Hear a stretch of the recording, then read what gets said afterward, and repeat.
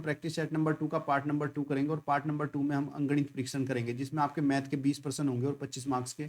और यही पार्ट आपका सबसे ज़्यादा इंपॉर्टेंट है जिसके ऊपर जो है आपका सिलेक्शन डिपेंड करता है। अगर आपने पूरे 20 क्वेश्चन सही कर लिए तो 100% आप जो है सिलेक्टेड हो जाओगे। तो चलिए शुरू करते हैं और मैं आपको बता दूं ये आपका ओरिजिनल पेपर है जो कि नवोदय ने लास्ट टाइम दिया था और इसी तरह के प्रश्न जो है पेपर में पूछ रहा है। आपको टफ लेवल पता चल जाएगा किस तरह के प्रश्न आ रहे हैं। तो एक एक करके ध्यान से क्वेश्चन को करते हुए जाएंगे और क्वेश्चन को पढ़ेंगे। पहला प्रश्न देख लीजिए। संख्या में जो 4 अंक या उससे अधिक की है 8 से भाज्य है यदि यदि कोई भी संख्या आपकी जिसके 4 अंक या 4 से बड़ी संख्या, जैसे मैंने यहाँ पे कोई संख्या लिख ली 2 5 6 3 4 और हमें बताना है ये 8 से डिवाइड होगी या नहीं। तो 8 से डिवाइड होने के लिए हमें कौन सी कंडीशन इसमें से चेक करनी होगी। तो बच्चे आपको मैंने विभाज्यता का नियम सिखाया था। मैंने कहा था कि अगर कोई भी संख्या में चेक करना है कि वो 8 से पूरी पूरी डिवाइड होगी या नहीं तो पूरी संख्या को डिवाइड नहीं करेंगे, सिर्फ उसके बाद के 3 अंकों को भाग करके देख लेंगे। अगर ये 3 अंक डिवाइड हुए तो संख्या डिवाइड होगी, अदरवाइज डिवाइड नहीं होगी। तो इसका राइट आंसर होगा ऑप्शन नंबर डी, अंतिम के 3 अंक 8 से भाज्य है या नहीं। बस इतना चेक कर लो, अगर वो 8 से भाज्य हो गए तो हो जाएंगे, अदरवाइज नहीं होंगे। अगला प्रश्न है 5 सेंटीमीटर को किलोमीटर में लिखते हैं। ये आपको 5 सेंटीमीटर दिया गया, उस सेंटीमीटर को आपको किलोमीटर में बदलना है। तो बच्चे 5 सेंटीमीटर को अगर हमें किलोमीटर में बदलना है तो पहले क्या करोगे आप 5 सेंटीमीटर को मीटर में बदलोगे और सेंटीमीटर को मीटर में बदलने के लिए क्या करते हैं हम 100 से भाग करते हैं। तो उसको 5 को 100 से भाग करेंगे, फिर ये आपका मीटर में हो जाएगा। और मीटर को जब हम किलोमीटर में चेंज करते हैं तो 5 डिवाइड बाई 100 और किलोमीटर को किलोमीटर में करने के लिए आप 100,000 से डिवाइड करते हो क्योंकि 1000 मीटर बराबर कितना होता है आपका 1000 मीटर बराबर होता है आपका 1 किलोमीटर। तो अगर मुझे इसको किलोमीटर में बदलना हो तो 5 डिवाइड बाई कितना हो गया 3 2 5 1 2 3 4 5। अब इसको हम डेसिमल में चेंज करेंगे। यहाँ पे कितने जीरो हैं 1 2 3 4 5 जीरो हो गए। तो उसके लिए लिखेंगे 5 1 2 3 4 5 के बाद दशमलव। तो आपका आंसर आएगा 0.000005। ऑप्शन नंबर आपका सी जो है राइट आंसर। कभी भी आपको सेंटीमीटर को किलोमीटर में बदलना है तो आपको क्या करना है, पहले सेंटीमीटर को आप मीटर में बदलोगे और मीटर बदलने के लिए उसको 100 से डिवाइड करोगे। फिर जो भी मीटर होगा इस मीटर को आप किलोमीटर में बदलोगे और किलोमीटर बदलने के लिए आपको मीटर को 1000 से भाग करना पड़ेगा। क्लियर बच्चों। अगला प्रश्न देखिए। निम्नलिखित में कौन सी संख्या, ये आपकी जो है संख्या दी गई है 3 4 5 तथा 6। इन ऑप्शन में आपको बताना है कि इसमें कौन सी संख्या ऐसी है जो 3 4 5 और 6 से विभाजित हो जाए, वो भी पूरी पूरी। तो बच्चे जब हमें पता करना हो कि इन अंकों से कौन सी संख्या पूरी पूरी विभाजित होगी तो उसके लिए हमें क्या करना पड़ेगा, एलसीएम निकालना पड़ेगा। इसका 3 4 5 और 6 इन संख्याओं का हमें एलसीएम निकालना होगा। तो एलसीएम निकालते हैं और जो भी एलसीएम आएगा वही वो संख्या होगी जो इनसे पूरी पूरी विभाजित हो सकती है। चलिए एलसीएम निकालते हैं। 2 से 3 आपका रहेगा 2 दूनी 4 5 और 2 तिया 6। उसके बाद 2 से करेंगे 3 2 एकम 2 और 5 और 3। फिर यहाँ से बच्चे हम 3 से कर लेंगे 3 एकम 3 1 5 और 3 एकम 3। उसके बाद हम 5 से करेंगे इसको 5 1 1 1 1। आपका बच्चे एलसीएम कितना आया, एलसीएम इजकल टू आपका आ जाएगा 2 इंटू 2 इंटू में 3 और इंटू में 5। तो 2 दूनी 4 या 12 पंजे 60। तो एलसीएम कितना है 60। वो संख्या आपकी 60 होगी। ऑप्शन नंबर बी आपका राइट आंसर। कभी भी आपसे पूछे कि इन दी गई संख्याओं से कौन सी संख्या पूरी पूरी विभाजित हो जाएगी तो आपको क्या करना है, इन संख्याओं का एलसीएम निकालना है और इन संख्याओं का एलसीएम जो भी होगा वही वो संख्या होगी जो इनसे पूरी पूरी कर सकती है। अगला प्रश्न देखिए। प्रश्न में आपको कहा गया है यहाँ पर कि 4.239 को अगर हम 0.9 से भाग करते हैं तो आंसर क्या मिलेगा।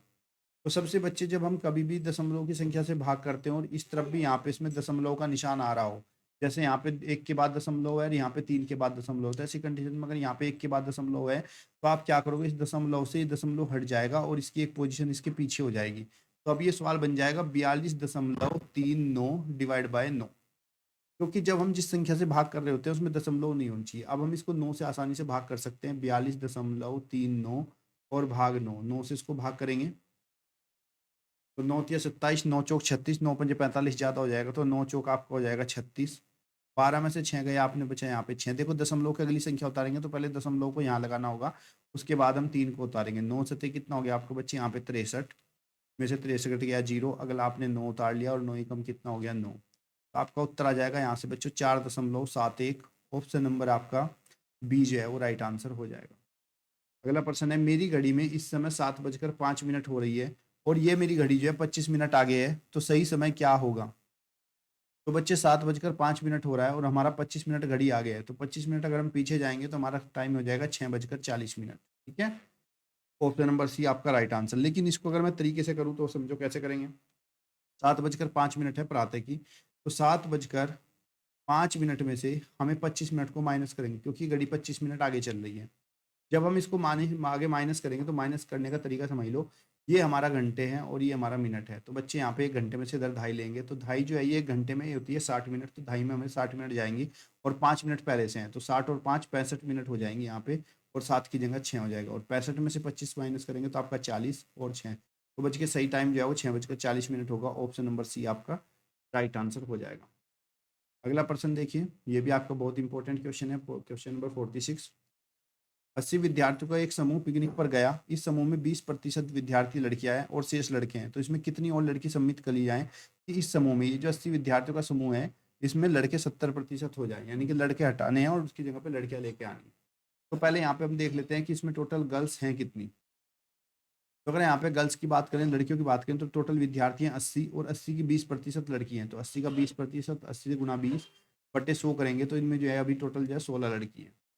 अब ये हमें कह रहा है कितनी लड़कियां और सम्मिलित करें, तो समूह तो 80 का ही विद्यार्थी होनी चाहिए, 80 विद्यार्थी होनी चाहिए। तो हम मान लेते हैं कि हमने यहाँ पे x लड़की इसमें सम्मिलित कर ली, तो अब हमारे पास लड़कियों की संख्या हो गई 16 + x, और इनका जो परसेंटेज है, लड़के कितने हो जाए, 70% हो जाए, तो यानी कि अभी हमारे पास जो लड़कियां होंगी, जब इसमें x सम्मिलित करेंगे तो लड़कियां हमारे पास 30% रह जाएंगे। तो लड़की की संख्या बटे में कुल समूह गुणा 100 बराबर किसके होगा, 30 के। यहाँ से हम इसको हल करेंगे तो इस जीरो से ये जीरो कैंसिल, और इस जीरो से ये जीरो कैंसिल हो, तो 16 + x बराबर 8 की तिरछी गुणा करेंगे 3 से, 8 किया कितना हो गया 24, x बराबर हमारा हो जाएगा 24 - 16, और x बराबर हमारा 8। तो बच्चे यहाँ पे हमें जो है 8 लड़कियां इसमें सम्मिलित करनी पड़ेगी, 8 लड़कों को हटाना पड़ेगा और उनकी जगह 8 लड़कियों को लगाना पड़ेगा, तो हमारे पास जो है लड़कों की संख्या 70% हो जाएगी। क्लियर बच्चों। क्वेश्चन नंबर 47 देखिए। अगला प्रश्न देखिए, क्वेश्चन नंबर 47। 1250 मीटर लंबी एक रेलगाड़ी 2 मिनट में 1 किलोमीटर की दूरी तय करती है। यह रेलगाड़ी दूसरी खड़ी रेलगाड़ी को 4 मिनट में पार कर लेती है। खड़ी रेलगाड़ी की लंबाई क्या है।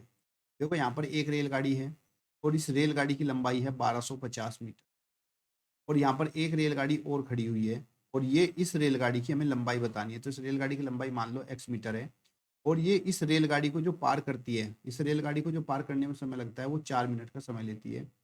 तो हमें बताना है कि ये इस रेलगाड़ी की लंबाई क्या है। तो बच्चों, जब कोई रेलगाड़ी एक दूसरी रेलगाड़ी को पार करती है, तो ऐसी कंडीशन में जो वो टोटल दूरी पार करती है, जो टोटल दूरी होती है वो दोनों रेलगाड़ियों के योगफल के बराबर होती है। तो यहाँ पर अगर हम टोटल दूरी की बात करें, तो टोटल दूरी हमारे पास हो जाएगी 1250 और प्लस में x मीटर, जो कि हमारी दूसरी रेलगाड़ी है। ये हमारे पास टोटल दूरी हो गई।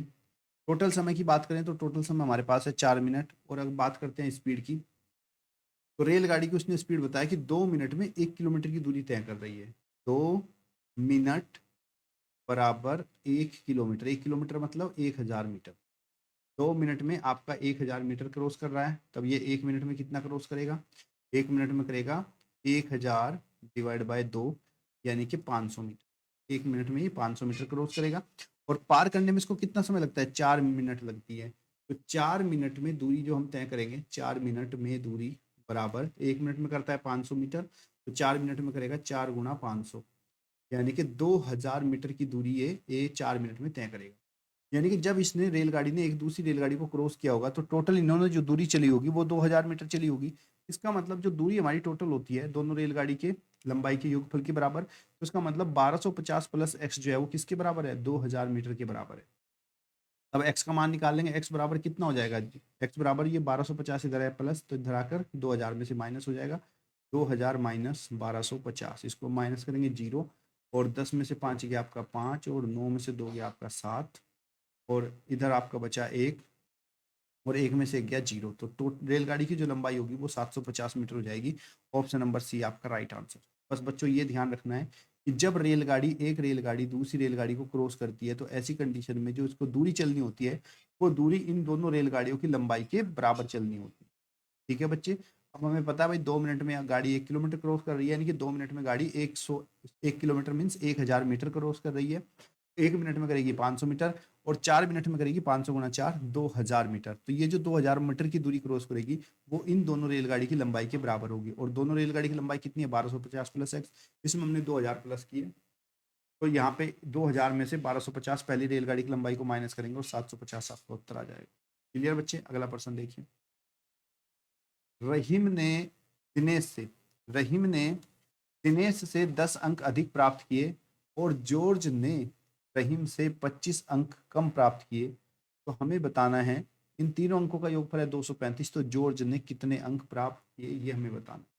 तो देखो यहाँ पे रहीम ने दिनेश से 10 अंक और जॉर्ज ने रहीम से 25 अंक, ठीक है। तो हम ऐसा करते हैं कि किसी एक को मान लेते हैं।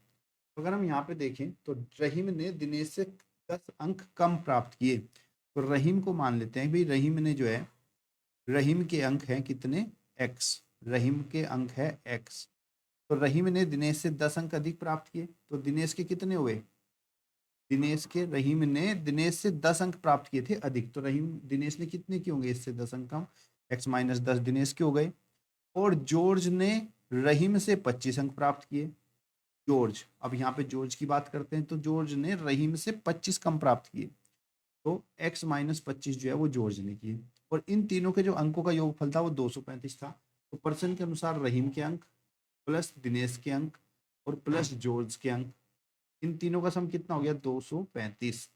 हल करेंगे x x x कितना हो गया आपका 3x और 25 और 10 माइनस के 35, क्योंकि ये भी माइनस है और ये भी माइनस, दोनों प्लस हो जाएंगे बराबर 235।